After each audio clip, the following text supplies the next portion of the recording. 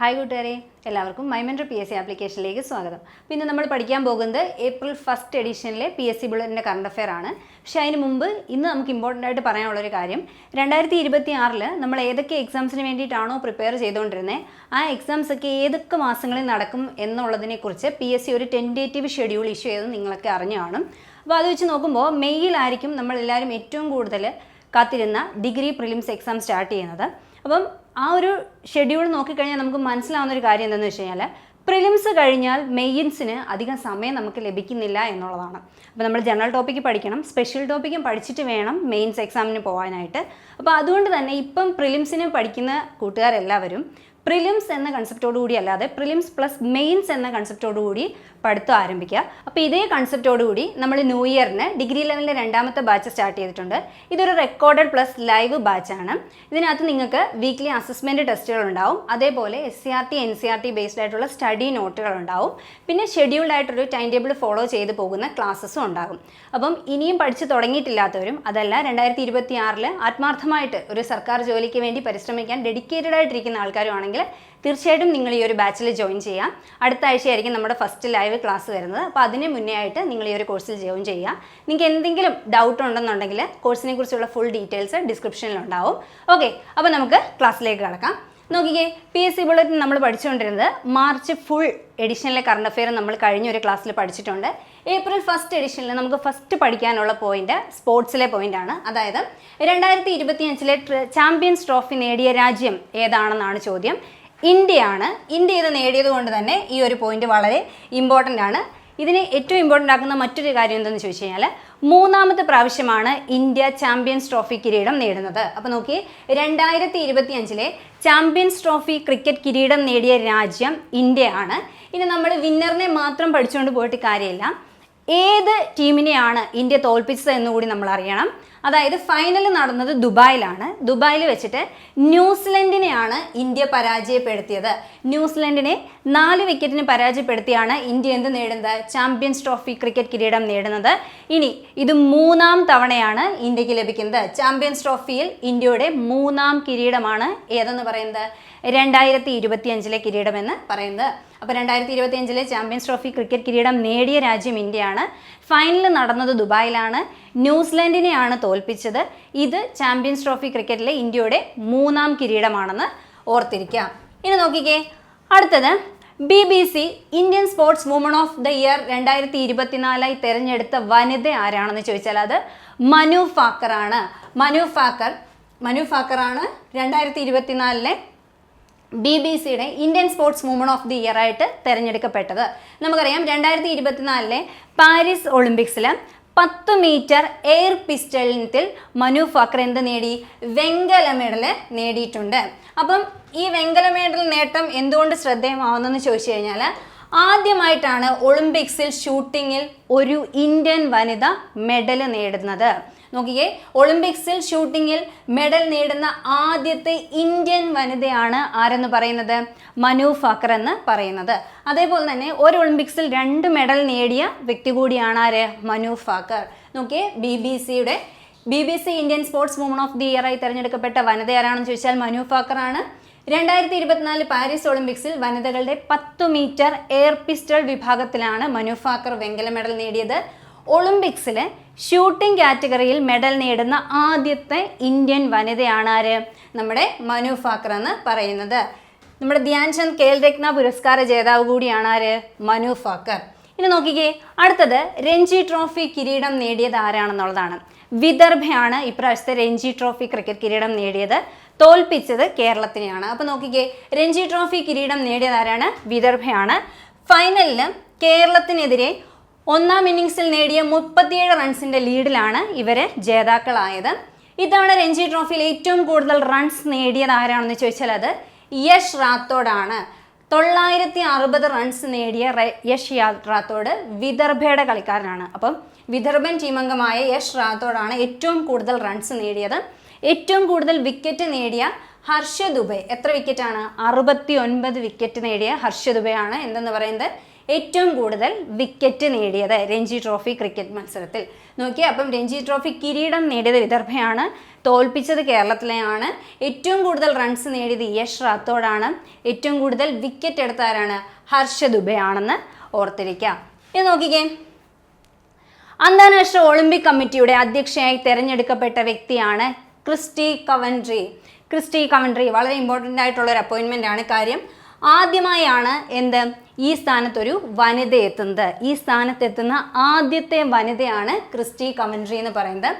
അതുപോലെ തന്നെ ഈ സ്ഥാനത്തെത്തുന്ന ആഫ്രിക്കയിൽ നിന്നുള്ള ആദ്യത്തെ വ്യക്തിയാണ് ക്രിസ്റ്റി കവൻട്രി. ഇവരൊരു നീന്തൽ താരമാണ്. 2 സ്വർണം ഉൾപ്പെടെ 7 ഒളിമ്പിക് മെഡലുകൾ നേടിയിട്ടുള്ള വ്യക്തിയാണ് ആരെന്ന് പറയുന്നത്? ക്രിസ്റ്റി കവൻട്രി എന്ന് പറയുന്നത്. 2 സ്വർണം ഉൾപ്പെടെ 7 ഒളിമ്പിക് മെഡലുകൾ നേടിയ നീന്തൽ താരമാണ് ക്രിസ്റ്റി കവൻട്രി. ഇനി മറ്റൊരു പ്രത്യേകത കൂടിയുണ്ട്. ഈ സ്ഥാനത്തെത്തുന്ന ഏറ്റവും പ്രായം കുറഞ്ഞ വ്യക്തിയാണ് ക്രിസ്റ്റി കവൻട്രി എന്ന് പറയുന്നത്. അപ്പോൾ ഈ സ്ഥാനത്തെത്തുന്ന ആദ്യത്തെ വനിതയാണ്, ആദ്യത്തെ ആഫ്രിക്കയിൽ നിന്നുള്ള ആദ്യത്തെ വ്യക്തിയാണ്, അതേപോലെ തന്നെ ഏറ്റവും പ്രായം കുറഞ്ഞ വ്യക്തിയാണ് ആരെന്ന് പറയുന്നത്?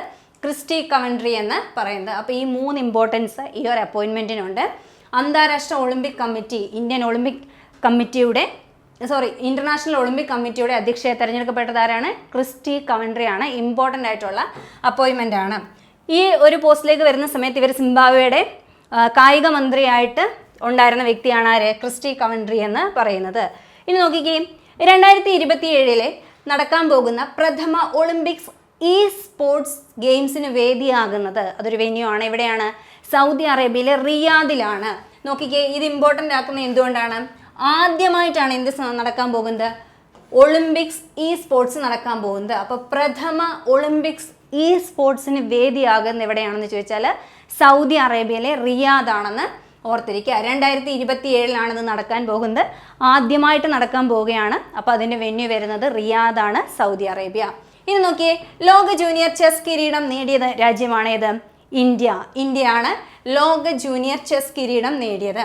ഫിഡെ അണ്ടർ 20 ലോക ചാമ്പ്യൻഷിപ്പിൽ ഇന്ത്യക്ക് വേണ്ടി കിരീടം നേടിയത് പ്രണവ് വെങ്കടേഷ് ആണ് എന്തെന്ന് പറയുന്നത്?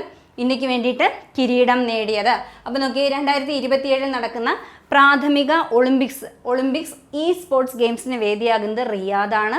ഇനി നോക്കിക്കേ, ലോക ജൂനിയർ ചെസ് കിരീടം നേടിയ രാജ്യം ഇന്ത്യയാണ്. അണ്ടർ 20 ലോക ചാമ്പ്യൻഷിപ്പിൽ ഇന്ത്യക്ക് വേണ്ടി കിരീടം നേടിയത് ആരാണ്? അത് നമ്മുടെ പ്രണവ് വെങ്കടേഷ് ആണെന്ന് ഓർത്തിരിക്കുക. ഇനി നോക്കിയേ, അടുത്തത് 2025 പുരുഷ വനിതാ കബഡി ലോകകപ്പ് വേദി എവിടെയാണെന്നാണ്. അപ്പം പുരുഷ വനിതാ കബഡി ലോകകപ്പ് രണ്ടും എവിടെയാണ്? ഇംഗ്ലണ്ടിലാണ് നടന്നത്. അതേപോലെ തന്നെ ഈ 2 ലോകകപ്പ് നേടിയ രാജ്യം ഏതാണ്? ഇന്ത്യയാണ്. നമുക്ക് ഓർത്തിരിക്കാൻ എളുപ്പമുണ്ട്. ഇതിൻ്റെ രണ്ടിൻ്റെയും വെന്യൂ ഇംഗ്ലണ്ടിലാണ്. ഇതിൻ്റെ വിന്നർ ആയിട്ടുള്ളത്, അതായത് പുരുഷ വനിതാ കബഡി ലോകകപ്പ് നേടിയതാരാണ്? ഇന്ത്യയാണെന്ന് ഓർത്തിരിക്കുക. ഇനി അതേപോലെ തന്നെ ഇത് പ്രീവിയസ് ആയിട്ട് നേരത്തെ PSC ചോദിച്ചൊരു ചോദ്യമാണ്. ചോദിച്ചത് ഇതായിരുന്നു: ഏറ്റവും പുതിയ റിപ്പോർട്ടുകൾ പ്രകാരം സൗരയൂഥത്തിൽ ഏറ്റവും അധികം ഉപഗ്രഹങ്ങളുള്ള ഗ്രഹം ഏതാണെന്ന് ചോദിച്ചു. അന്നത് വ്യാഴമായിരുന്നു. പക്ഷെ നിലവിൽ നമ്മൾ പുതിയ 128 ഉപഗ്രഹങ്ങളും കൂടെ കണ്ടെത്തിയതോടുകൂടി വ്യാഴത്തെ ഒരുപാട് പുറകിലാക്കിക്കൊണ്ട് ശനിയാണ് ഏറ്റവും കൂടുതൽ ഉപഗ്രഹങ്ങളുള്ള ഗ്രഹമായിട്ട് മാറിയത്. 274 ഉപഗ്രഹമാണ് നിലവിൽ ശനിയുടേതായിട്ടുള്ളത്. അപ്പം 128 പുതിയതായിട്ട് നമ്മൾ കണ്ടെത്തിയതോടുകൂടി 274 ഉപഗ്രഹങ്ങളുമായിട്ട് ശനിയാണ് ഏറ്റവും കൂടുതൽ ഉപഗ്രഹങ്ങളുള്ള ഗ്രഹമായിട്ട് മാറിയത്. ഇനിയും ഏറ്റവും അധികം ഉപഗ്രഹങ്ങളുള്ള രണ്ടാമത്തെ ഗ്രഹം ഏതാണെന്ന് ചോദിച്ചാൽ അത് വ്യാഴമാണ്. 95 ഉപഗ്രഹമാണ് ഉണ്ടായിരുന്നത്. ഇതായിരുന്നു അന്ന് ചോദിച്ചത്. അപ്പോൾ ചോദിച്ച സമയത്ത് വ്യാഴമായിരുന്നു ഉത്തരം. നോക്കിയേ, ഏറ്റവും അധികം ഉപഗ്രഹങ്ങളുള്ള രണ്ടാമത്തെ ഗ്രഹം ഏതാണ്? വ്യാഴമാണ്. എത്ര എണ്ണമാണെന്ന് നോക്കിയേക്ക, 95 എണ്ണമാണ് ഉള്ളത്. ഇനി നോക്കിക്കേ, അടുത്തത് ഇത് നമ്മൾ ഓൾറെഡി കറണ്ട് അഫേഴ്സിനകത്ത് നേരത്തെ പഠിച്ച പോയിന്റാണ്. ഏറ്റവും ഇമ്പോർട്ടൻ്റ് ആയിട്ടുള്ള 50 കറണ്ട് അഫേഴ്സ് പഠിച്ചപ്പോൾ നമ്മളത് പഠിച്ചതാണ് നക്ഷ പദ്ധതി. അതായത് നഗരങ്ങളിലെ ഭൂവിവരം ഡിജിറ്റൈസ് ചെയ്യാനുള്ള കേന്ദ്ര സർക്കാരിൻ്റെ പദ്ധതി ഏതാണെന്ന് ചോദിച്ചാൽ ഏതാണ്? നക്ഷ പദ്ധതിയാണ്. അപ്പോൾ നോക്കിയേ, ഇതിൻ്റെ എക്സ്പാൻഷൻ വരുമ്പോൾ national geospatial knowledge based land survey of urban ഹാബിറ്റേഷൻസ്. നഗരങ്ങളിലെ ഭൂവിവരങ്ങൾ എന്ത് ചെയ്യണം? ഡിജിറ്റൈസ് ചെയ്യണം എന്ന ഒരു ലക്ഷ്യത്തോടു കൂടി കേന്ദ്ര സർക്കാർ ആവിഷ്കരിച്ച പദ്ധതി ഏതാണെന്ന് ചോദിച്ചാൽ അതേതാണ്? നക്ഷ പദ്ധതിയാണെന്ന് ഓർത്തിരിക്കുക. അടുത്തതൊരു അപ്പോയിൻമെൻ്റ് ആണ്. Securities and exchange board of India സെബിയുടെ ചെയർമാനായിട്ട് നിയമിതനായ വ്യക്തിയാണ് തുഹിൻ കാന്ത പാണ്ഡെ. അത് സെബിയുടെ 11ാമത്തെ ചെയർമാനാണ്. വേണമെങ്കിൽ ഇങ്ങനെ ചോദിക്കാം, സെബിയുടെ 11ാമത്തെ ചെയർമാനായിട്ട് നിയമിതനായ വ്യക്തി ആരാണെന്ന് ചോദിക്കാം. അതാരാണ്? തുഹിൻ കാന്ത പാണ്ഡെയാണ്. Securities and exchange board of India ആണ് എന്തെന്ന് നമ്മൾ പറയുന്നത്, സെബി എന്ന് പറയുന്നത്. അപ്പോൾ ഈ സെബിയുടെ 11ാമത് ചെയർമാനായിട്ട് നിയമിതനായ വ്യക്തിയാണ് തുഹിൻ കാന്ത പാണ്ഡെ എന്ന് പറയുന്നത്. നോക്കിയേ, അടുത്തത് ഒരു ഇമ്പോർട്ടൻ്റ് അപ്പോയിൻമെൻ്റ് ആണ്. കേന്ദ്ര ലോ സെക്രട്ടറിയായി നിയമിതയായത്, കേന്ദ്ര ലോ സെക്രട്ടറി ആയിട്ട് നിയമിതയായത് ഒരു വനിതയാണ്. ആദ്യമായിട്ടാണ് ഇന്ത്യയിൽ ഈ ഒരു പോസ്റ്റിൽ എന്ത് വരുന്നത്, ഒരു വനിത വരുന്നത്. അവരുടെ പേരാണ് അഞ്ജു രതി റാണ. അഞ്ജു രതി റാണയാണ് ഇന്ത്യയിലെ ആദ്യത്തെ വനിതാ നിയമ സെക്രട്ടറി ആയിട്ട് നിയമിതയായത്. ഇമ്പോർട്ടൻ്റ് ആയിട്ടുള്ള പോയിന്റാണ്. ഇന്ത്യയിലെ ആദ്യത്തെ വനിതാ നിയമ സെക്രട്ടറി ആരാണെന്ന് ചോദിച്ചാൽ ആരാണ്? അഞ്ജു രതി റാണയാണ്. ഇനി നോക്കിയേ, നമുക്ക് പുതിയൊരു ധനകാര്യ സെക്രട്ടറി കൂടി നിയമിതനായിട്ടുണ്ട്. അദ്ദേഹത്തിൻ്റെ പേരാണ് അജയ് സേത്ത് എന്ന് പറയുന്നത്. അതായത് ഇതിന് മുന്നേ നമ്മുടെ തുഹിൻ കാന്ത പാണ്ഡെ ആയിരുന്നു ധനകാര്യ സെക്രട്ടറി ആയിരുന്നത്. അപ്പോൾ അദ്ദേഹത്തിന് ഈ പറഞ്ഞ സെബിയുടെ ചെയർമാനായിട്ട് അപ്പോയിൻമെൻറ്റ് കിട്ടിയ സമയത്ത് എന്ത് ചെയ്തു, പുതിയ ധനകാര്യ സെക്രട്ടറിയെ നിയമിച്ചു. അദ്ദേഹത്തിൻ്റെ പേരാണ് അജയ് സേത്ത്. അപ്പോൾ ഇത് മാറിപ്പോകരുത്. ലോ സെക്രട്ടറി ആയിട്ട് നിയമിതയായത് അഞ്ജു രതി റാണയും ധനകാര്യ സെക്രട്ടറി ആയിട്ട് നിയമിതനായത് ആരാണ്? അജയ് സേത്തുമാണ്. ഇമ്പോർട്ടൻ്റ് ആയിട്ടുള്ള 3 അപ്പോയിൻമെൻറ്റ്സ് ആണ്. ഓക്കെ, ഇനി നോക്കിയേ, നവരത്ന പദവി ലഭിച്ച കേന്ദ്ര പൊതുമേഖലാ സ്ഥാപനങ്ങൾ ഏതൊക്കെയാണെന്നാണ് ചോദിക്കുന്നത്. അപ്പോൾ നമുക്കറിയാം മിനിരത്ന, നവരത്ന എന്നൊക്കെ പറഞ്ഞ് പദവികൾ കൊടുക്കാറുണ്ടല്ലേ. അവരുണ്ടാക്കുന്ന ലാഭത്തിനനുസൃതമായിട്ടാണ് പൊതുമേഖലയിലെ സ്വയംഭരണ അല്ലെ സാമ്പത്തിക സ്വയംഭരണ മേഖലകളായി ഓരോ ഓർഗനൈസേഷനും നമ്മൾ ഈ ഒരു പദവി കൊടുക്കുന്നത്. അപ്പോൾ പുതിയതായിട്ട് നവരത്ന പദവി ലഭിച്ച 2 സ്ഥാപനങ്ങളാണ് ഏതൊക്കെയെന്ന് പറയുന്നത്, IRCTCയും IRFCയും. ഇന്ത്യൻ റെയിൽവേയുമായിട്ട് ബന്ധപ്പെട്ട 2 സ്ഥാപനങ്ങൾക്കാണ് പുതിയതായിട്ട് ഈ പദവി ലഭിച്ചത്. ഒന്ന് Indian railway catering and tourism corporation IRCTCയും ഇന്ത്യൻ റെയിൽവേ ഫിനാൻസ് കോർപ്പറേഷനുമാണ് ഈ 2 സ്ഥാപനങ്ങൾ. അപ്പോൾ വേണമെങ്കിൽ സ്റ്റേറ്റ്മെൻ്റായിട്ട് ചോദിക്കാൻ കൊള്ളാവുന്ന ഒരു ചോദ്യമാണ്. നവരത്ന പദവി ലഭിച്ച നമ്മുടെ 2 സ്ഥാപനങ്ങൾ ഏതൊക്കെയാണെന്ന് ചോദിച്ചാൽ അറ്റ്ലീസ്റ്റ് ഇന്ത്യൻ റെയിൽവേയുമായി ബന്ധപ്പെട്ടതാണെന്നെങ്കിലും ജസ്റ്റ് ഓർത്തിരിക്കുക. ഒന്ന് കാറ്ററിംഗ് ആൻഡ് ടൂറിസം കോർപ്പറേഷനും അതേപോലെ ഒന്ന് റെയിൽവേയുടെ ഫിനാൻസ് കോർപ്പറേഷനുമാണ് ഈ ഒരു പദവി ലഭിച്ചത്. ഇനി നോക്കിക്കേ, സ്വന്തമായി ഉപഗ്രഹമുള്ള രാജ്യത്തെ ആദ്യത്തെ സംസ്ഥാനമാകാൻ ഒരുങ്ങുന്ന സംസ്ഥാനം. ഇമ്പോർട്ടൻ്റ് ആയിട്ടുള്ള പോയിന്റാണ്, അസമാണ്. സ്വന്തമായി ഉപഗ്രഹമുള്ള രാജ്യത്തെ ആദ്യത്തെ സംസ്ഥാനമാകാൻ ഒരുങ്ങുന്നത് അസമാണ്. അസം സാറ്റാണ് ഇവർ ഈ പറയുന്ന ഉപഗ്രഹം എന്ന് പറയുന്നത്. എന്തിനൊക്കെയാണ് ഇത് ഉപയോഗിക്കുന്നതെന്ന് ചോദിച്ചാൽ കൃഷിക്ക്, ദുരന്ത നിവാരണത്തിന്, അടിസ്ഥാന സൗകര്യ വികസനം, സുരക്ഷാ പ്രവർത്തനങ്ങൾ എന്നിവയ്ക്ക് വേണ്ടിയിട്ട് സമർപ്പിത സേവനങ്ങൾ നൽകുന്നതിനാണ് അസം സാറ്റ് ഉപഗ്രഹം വിഭാവനം ചെയ്തിരിക്കുന്നത്. അപ്പോൾ ഇന്ത്യയിൽ ആദ്യമായിട്ടാണ് സ്വന്തമായി ഒരു സംസ്ഥാനത്തിന് എന്ത് ഉപഗ്രഹം വരുന്നത്. അതിൻ്റെ പേര് അസം സാറ്റ് എന്നാണ്. കൃഷി, ദുരന്ത നിവാരണം, അടിസ്ഥാന സൗകര്യ വികസനം, അതേപോലെ തന്നെ സുരക്ഷാ പ്രവർത്തനങ്ങൾക്കൊക്കെ വേണ്ടിയിട്ടാണ് ഈ ഒരു ഉപഗ്രഹം ഉപയോഗിക്കുന്നത്. ഇനി നോക്കിയേ, ഇന്ത്യയുടെ 58ാം കടുവ സങ്കേതമായി പ്രഖ്യാപിച്ചത് ഏതിനെയാണെന്ന് ചോദിച്ചു കഴിഞ്ഞാൽ അത് മാധവ് നാഷണൽ പാർക്കിനെയാണ്. കഴിഞ്ഞ ക്ലാസ്സിൽ നമ്മൾ വൈറ്റ് ടൈഗർ ബ്രീഡിംഗ് സെൻറ്റർ പഠിച്ചിട്ടുണ്ടായിരുന്നു. അതും എവിടെയാണ്? മധ്യപ്രദേശിലെയാണ്. മധ്യപ്രദേശ് തന്നെയാണ് എന്തെന്ന് പറയുന്നത്, ഇന്ത്യയുടെ 58ാം കടുവ സങ്കേതമായിട്ട് പ്രഖ്യാപിക്കപ്പെട്ടത്.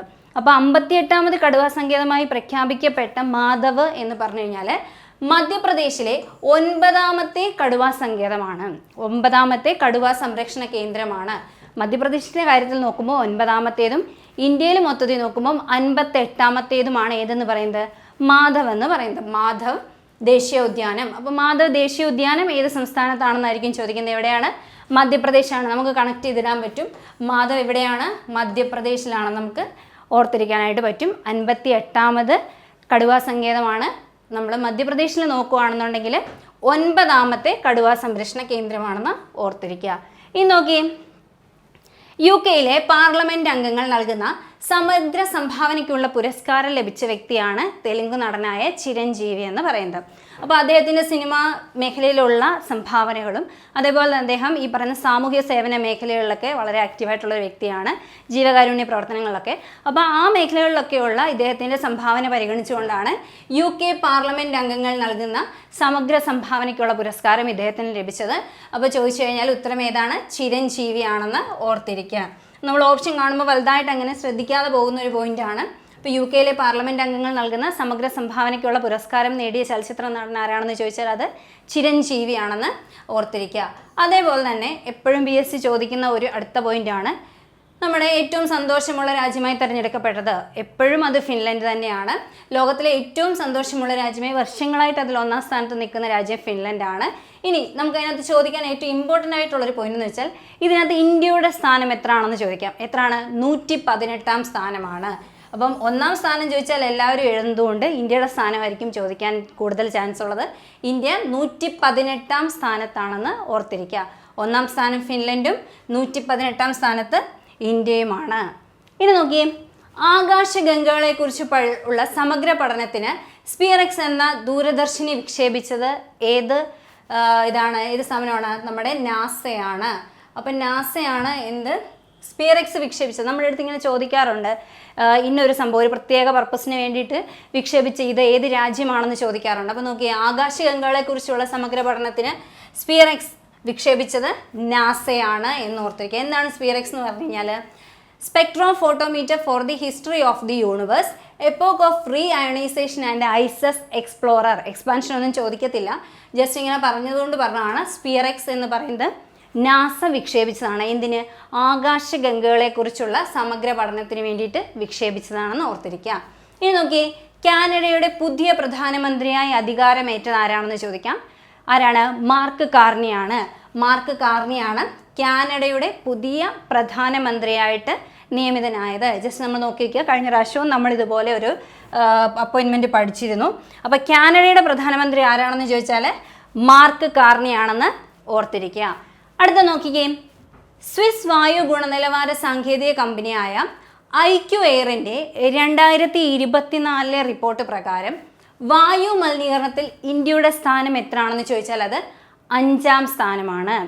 ചാഡ്, ബംഗ്ലാദേശ്, പാകിസ്ഥാൻ, കോങ്കോ കഴിഞ്ഞാൽ പിന്നെ ആരാണ്?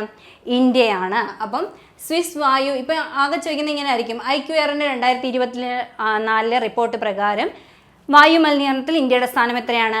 5ാം സ്ഥാനമാണ്. 1ാം സ്ഥാനവും അതിന് മുന്നേ ഉള്ള 4 രാജ്യങ്ങൾ ഏതൊക്കെയാണ്? ചാഡ്, ബംഗ്ലാദേശ്, പാകിസ്ഥാൻ, കോങ്കോ എന്നീ രാജ്യങ്ങൾക്ക് ശേഷം 5ാം സ്ഥാനത്താണ് ഇന്ത്യ ഉള്ളത്. ഇനി നോക്കിക്കേ, സ്പൈസസ് ബോർഡ് ചെയർപേഴ്സണായി തിരഞ്ഞെടുക്കപ്പെട്ടത് ഇമ്പോർട്ടൻ്റ് ആയിട്ടുള്ളൊരു അപ്പോയിൻമെൻ്റ് ആണ്. ആരാണ്?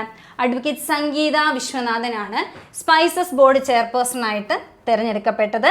സംഗീത വിശ്വനാഥൻ. സ്പൈസസ് ബോർഡ് ഓഫ് ഇന്ത്യയുടെ ആസ്ഥാനം എവിടെയാണ്? കൊച്ചിയാണ്. പ്രീവിയസ് ക്വസ്റ്റ്യൻ ആണ്. സ്പൈസസ് ബോർഡ് ഓഫ് ഇന്ത്യയുടെ ആസ്ഥാനം എവിടെയാണ്? കൊച്ചിയാണ്. ഇനി സ്പൈസസ് ബോർഡ് ചെയർപേഴ്സണായി തിരഞ്ഞെടുക്കപ്പെട്ട വ്യക്തി ആരാണെന്ന് ചോദിച്ചാൽ അത് അഡ്വക്കേറ്റ് സംഗീത വിശ്വനാഥനാണെന്ന് ഓർത്തിരിക്കുക. ഇനി നോക്കിക്കേ, കേരളത്തിൽ ആദ്യമായിട്ട് സ്ത്രീകൾക്കും കുട്ടികൾക്കും വേണ്ടിയിട്ട് KSRTC ബസ്സിൽ സൗജന്യ യാത്രാ സർവീസ് ആരംഭിച്ച പഞ്ചായത്ത്. ഇത് നമ്മൾ നേരത്തെ കറണ്ട് അഫെയറിൽ പഠിച്ചതാണ്. ഈ പറഞ്ഞ ഏറ്റവും ഇമ്പോർട്ടൻ്റ് ആയിട്ടുള്ള 50 കറണ്ട് അഫെയർസ് എന്ന് പറഞ്ഞപ്പോൾ അതിൽ നമ്മൾ പഠിച്ച ഒരു പോയിൻ്റാണ് തൃപ്പങ്ങോട്. മലപ്പുറം ജില്ലയിലെ തൃപ്പങ്ങോട് ആണ് എന്തെന്ന് പറയുന്നത്, കേരളത്തിൽ ആദ്യമായി സ്ത്രീകൾക്കും കുട്ടികൾക്കും KSRTC ബസ്സിൽ സൗജന്യമായിട്ട് യാത്രാ സർവീസ് ആരംഭിച്ച പഞ്ചായത്ത് എന്ന് പറയുന്നത്. ഇനി നോക്കിക്കേ, അടുത്തത് PSC എപ്പോഴും ചോദിക്കുന്ന ഒരു പുരസ്കാരമാണ്. ഏതാണ്? കടമ്മനിട്ട രാമകൃഷ്ണൻ പുരസ്കാരം. അപ്പോൾ കടമ്മനിട്ട രാമകൃഷ്ണൻ പുരസ്കാരത്തിന് ഇവട്ടോ അർഹയായത്, അല്ലെങ്കിൽ 9ാം കടമ്മനിട്ട രാമകൃഷ്ണൻ പുരസ്കാരത്തിന് അർഹയായ വ്യക്തി എന്ന് പറഞ്ഞാൽ ഡോക്ടർ M ലീലാവതിയാണ്. ഡോക്ടർ M ലീലാവതിയാണ് 9ാമത് കടമ്മനിട്ട രാമകൃഷ്ണൻ പുരസ്കാരത്തിന് അർഹയായത്. നോക്കി, ഇതിൻ്റെ അവാർഡ് തുക എന്ന് പറഞ്ഞാൽ ഒരു ഫാൻസി നമ്പർ പോലെയാണ്. 55,555 രൂപയാണ് എന്തിൻ്റെ പ്രൈസ് മണി എന്ന് പറയുന്നത്, നമ്മുടെ കടമ്മനിട്ട രാമകൃഷ്ണൻ പുരസ്കാരത്തിൻ്റെ പുരസ്കാര തുകയെന്ന് പറയുന്നത്. അപ്പം 55,555 രൂപയും ഫലകവും പ്രശസ്തി പത്രവും അടങ്ങുന്നതാണ് പുരസ്കാരം എന്ന് പറയുന്നത്. അപ്പോൾ 9ാമത് കടമ്മനിട്ട രാമകൃഷ്ണൻ പുരസ്കാര ജേതാവ് ഡോക്ടർ M ലീലാവതിയാണെന്ന് ഓർത്തിരിക്കുക. ഇനി നോക്കിക്കേ, 37ാമത് അഖിലേന്ത്യാ തപാൽ കലാമേളയിൽ ജേതാക്കളായതാരാണെന്ന് ചോദിക്കാം. കാര്യം ജേതാക്കളായത് കേരളമാണ്. അപ്പോൾ നമ്മളത് അറിഞ്ഞിരിക്കണം. 37ാമത് അഖിലേന്ത്യാ തപാൽ കലാമേളയിൽ ജേതാക്കളായത് കേരളമാണ്. ഇത് നടന്നത് കോഴിക്കോട് വെച്ചിട്ടാണ്. അപ്പോൾ വെന്യൂ വേണേലും ചോദിക്കാം. അപ്പോൾ ഇതിൻ്റെ വേദി കോഴിക്കോടും ഇതിൽ വിജയിച്ചതാരാണ്? കേരളമാണ്. 37ാമത് അഖിലേന്ത്യാ തപാൽ കലാമേളയുടെ വിന്നറായിരുന്ന കേരളമാണ്. ഇതിന് വേദിയായത് കോഴിക്കോടാണ്. ഇനി നോക്കിക്കേ, ജ്ഞാനപീഠ പുരസ്കാരം നമ്മളെല്ലാം ഒട്ടുമിക്ക എല്ലാ ക്വസ്റ്റ്യൻ പേപ്പറിലും പല രീതിയിൽ ചോദ്യങ്ങൾ കാണുന്നതാണ്. ജ്ഞാനപീഠ പുരസ്കാരം 59ാം ജ്ഞാനപീഠ പുരസ്കാരം നേടിയ ഹിന്ദി സാഹിത്യകാരൻ ആരാണെന്ന് ചോദിച്ചാൽ അത് വിനോദ് കുമാർ ശുക്ലയാണ്. വിനോദ് കുമാർ ശുക്ലയാണ്. എത്രാമത്തെ? 59ാമത്തെ. ഇതിന് റീസെൻ്റ്ലി വേറൊരു ഇമ്പോർട്ടൻസ് കൂടിയുണ്ട്. അതായത് ഇത് ഏപ്രിൽ 1 PSC ബുള്ളറ്റിന് വന്ന കറണ്ട് അഫെയർ ആണ്. 59ാമത് ജ്ഞാനപീഠ പുരസ്കാര ജേതാവ്. ഇദ്ദേഹം ഡിസംബർ 23, 2025 അന്തരിച്ചു. അതുകൊണ്ട് തന്നെ ഒരു വിയോഗങ്ങൾ കാത്തും ഇത് ഇമ്പോർട്ടൻ്റ് ആയിട്ട് വരുന്ന ഒരു ടോപ്പിക്കാണ്. അപ്പോൾ 59ാമത് ജ്ഞാനപീഠ പുരസ്കാര ജേതാവായ വിനോദ് കുമാർ ശുക്ല എന്താണ് 2025 ഡിസംബർ 23 അന്തരിച്ചു. എത്രാമത്തതാണെന്ന് നോക്കിയിരിക്കാം. ഇനി ഇദ്ദേഹത്തിൻ്റെ പ്രത്യേകത എന്തൊക്കെയാണെന്ന് ചോദിച്ചു കഴിഞ്ഞാൽ ഛത്തീസ്ഗഡിൽ നിന്നും ജ്ഞാനപീഠം നേടുന്ന ആദ്യത്തെ എഴുത്തുകാരനാണ് ഈ പറഞ്ഞ വിനോദ് കുമാർ ശുക്ല. ഛത്തീസ്ഗഡിൽ നിന്നും ജ്ഞാനപീഠം നേടുന്ന ആദ്യത്തെ എഴുത്തുകാരനും ഹിന്ദി എഴുത്തുകാരൻ എത്രാമത്തെ ഹിന്ദി എഴുത്തുകാരനാണ്? 12ാമത്തെ ഹിന്ദി എഴുത്തുകാരനാണ്. ജ്ഞാനപീഠ പുരസ്കാരം നേടുന്ന 12ാം ഹിന്ദി എഴുത്തുകാരനാണ് ആരെന്ന് പറയുന്നത്? നമ്മുടെ വിനോദ് കുമാർ ശുക്ല എന്ന് പറയുന്നത്. ഇദ്ദേഹം അടുത്തിടെ അന്തരിച്ചത് കൊണ്ട് തന്നെ ഇദ്ദേഹമായിട്ടുള്ള ഒരു പോയിന്റ് കൂടി ഞാൻ ആഡ് ചെയ്തിട്ടുണ്ട്. അതായത് 2020 ഈ പറഞ്ഞ വിനോദ് കുമാർ ശുക്ലയുടെ ബ്ലൂ ഈസ് ലൈക്ക് ബ്ലൂ എന്ന പുസ്തകം Mathrubhumi book of the year പുരസ്കാരം നേടിയിരുന്നു. അപ്പോൾ 2020 മാതൃഭൂമിയുടെ ബുക്ക് ഓഫ് ദി ഇയർ പുരസ്കാരം നേടിയ ബുക്ക് ഏതാണെന്ന് ചോദിച്ചാൽ ബ്ലൂ ഈസ് ലൈക്ക് ബ്ലൂ എന്നുള്ളതാണ്. ഇത് എഴുതിയതാരാണ്? വിനോദ് കുമാർ ശുക്ലയാണ്. അപ്പോൾ ഇത് ഇമ്പോർട്ടൻ്റ് ആയിട്ടുള്ള പോയിന്റ് ആണെന്ന് ഓർത്തിരിക്കുക. അടുത്ത് നോക്കി, ജ്ഞാനപീഠം എപ്പോഴും ചോദിക്കുന്നതുകൊണ്ട് ഞാൻ ഇതിന് പുറകോട്ടുള്ള ഒരു 2-3 വർഷത്തെ ജ്ഞാനപീഠം കൂടി ഇതിനകത്ത് ആഡ് ചെയ്തിട്ടുണ്ട്. ചിലപ്പോൾ നിങ്ങൾ പഠിച്ചതായിരിക്കും, എങ്കിലും ഒരു റിഫ്രഷ്മെൻറ്റ് പോലെ നമുക്ക് നോക്കാം. 58ാം ജ്ഞാനപീഠ പുരസ്കാരം നേടിയത് ആരൊക്കെയാണ്? 2 പേരാണ്. അതായത് സംസ്കൃത പണ്ഡിതനും ഹിന്ദു ആത്മീയ നേതാവുമായ ജഗദ്ഗുരു രാമഭദ്രാചാര്യയും അതേപോലെ തന്നെ പ്രശസ്ത ഉറുദു കവിയും ഗാനരചയിതാവും എഴുത്തുകാരനും ചലച്ചിത്ര നിർമ്മാതാവും ഒക്കെ ആയിട്ടുള്ള ഗുൽസാറുമാണ് എന്തെന്ന് പറയുന്നത് 58ാമത്തെ ജ്ഞാനപീഠ പുരസ്കാരം നേടിയത്. അപ്പോൾ 58ാമത്തെ ജ്ഞാനപീഠ പുരസ്കാരം നേടിയത് 2 പേരാണ്. ഒന്ന് ജഗദ്ഗുരു രാമഭദ്രാചാര്യയും 2 ഗുൽസാറുമാണ്. ഇന്ന് നോക്കിയേ, ജസ്റ്റ് നമുക്ക് ബാക്കിലോട്ട് പോയൊക്കെ ഏത് വർഷം വേണമെങ്കിലും ചോദിക്കും. അതുകൊണ്ട് 57ാമത് ജ്ഞാനപീഠ പുരസ്കാരം നേടിയത് ആരാണ്?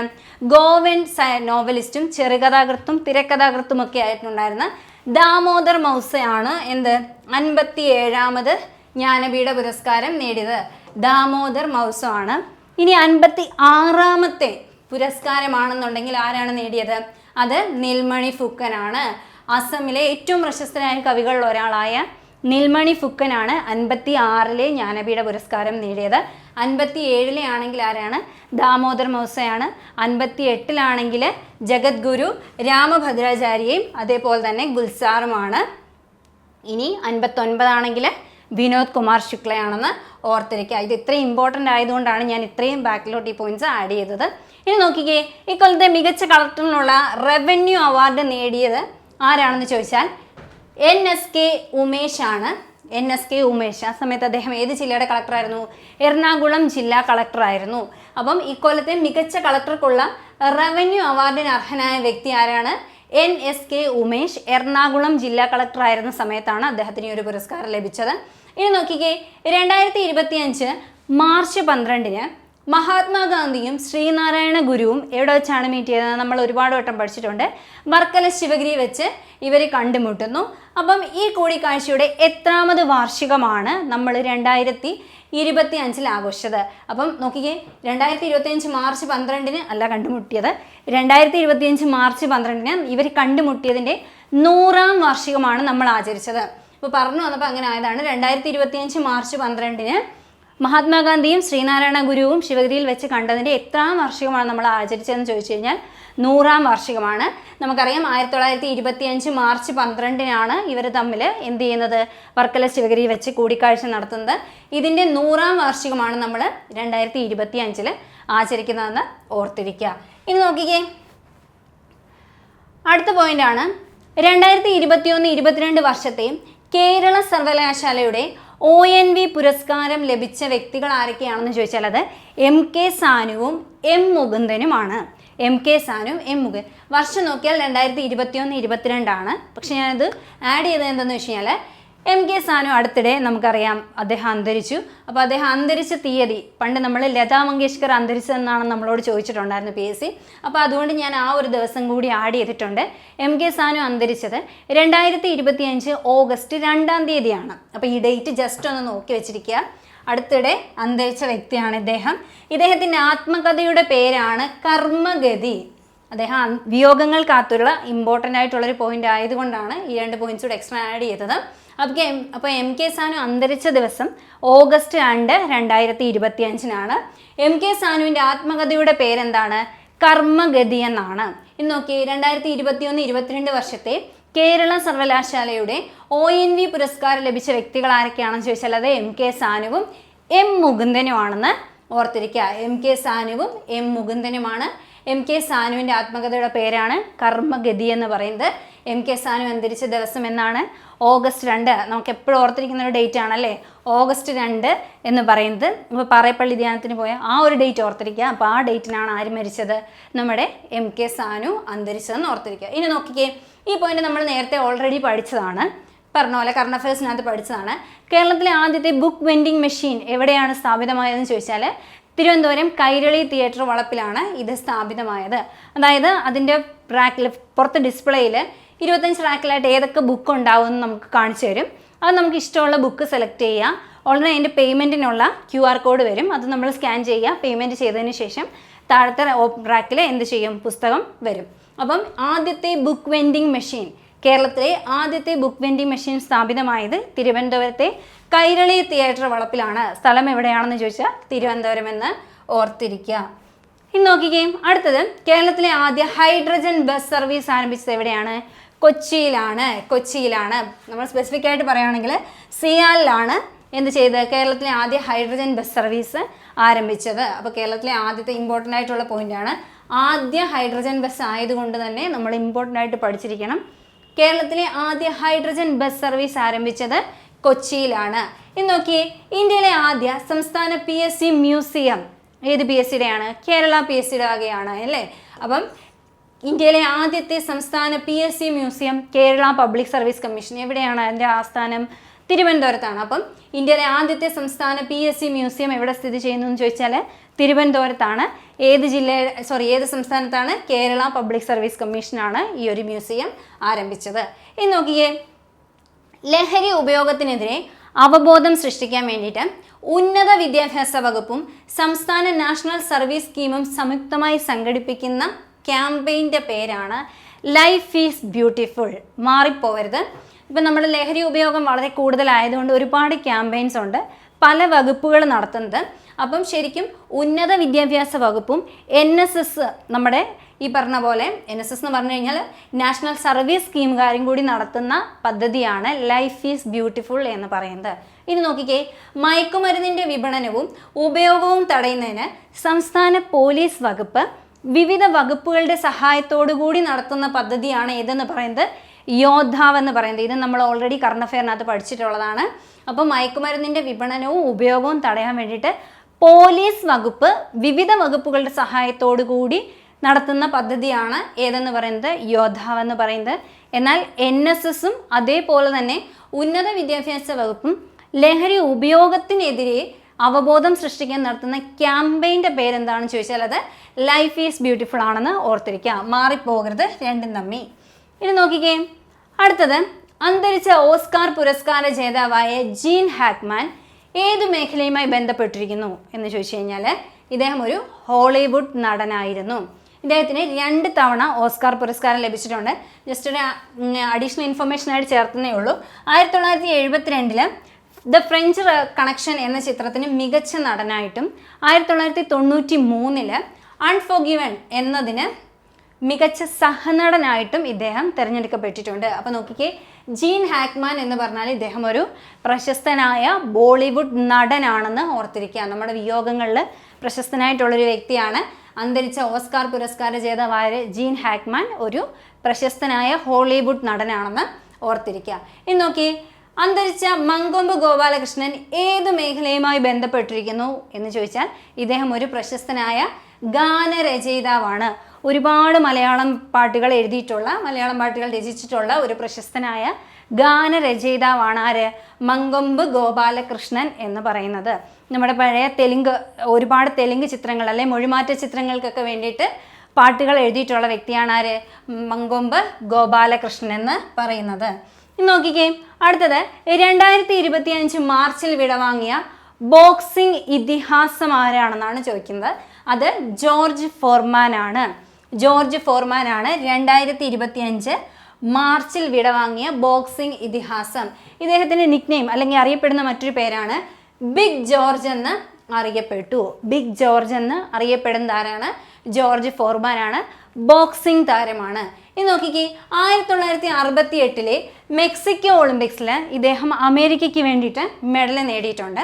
അതേപോലെ തന്നെ 1972 ഇദ്ദേഹം നമ്മുടെ ലോക ഹെവി വെയ്റ്റ് ചാമ്പ്യനായി. 2 വട്ടം ചാമ്പ്യൻ ആയതിനു ശേഷം 1974 ഇദ്ദേഹം മുഹമ്മദ് അലിയോട് പരാജയപ്പെട്ടു. പക്ഷേ ബോക്സിംഗ് ചരിത്രത്തിലെ ഏറ്റവും വാശിയേറിയ അല്ലെ ഏറ്റവും കൂടുതൽ ആവേശോജ്വലമായ ഒരു മത്സരമായിട്ട് വിലയിരുത്തപ്പെടുന്ന മത്സരമാണ് ഏതെന്ന് പറയുന്നത് നമ്മുടെ ഈ പറഞ്ഞ ജോർജ് ഫോർമാനും മുഹമ്മദ് അലിയും തമ്മിലുണ്ടായിരുന്ന ഈ ഒരു പോരാട്ടം. അപ്പോൾ ഇത് അറിയപ്പെടുന്ന പേരാണ് the rumble in the jungle എന്നറിയപ്പെടുന്ന ഒരു മത്സരമായിരുന്നു ഏതെന്ന് പറയുന്നത് നമ്മുടെ ജോർജ് ഫോർമാനും മുഹമ്മദ് അലിയുമായിട്ടുണ്ടായിരുന്ന ഈ ഒരു പോരാട്ടം.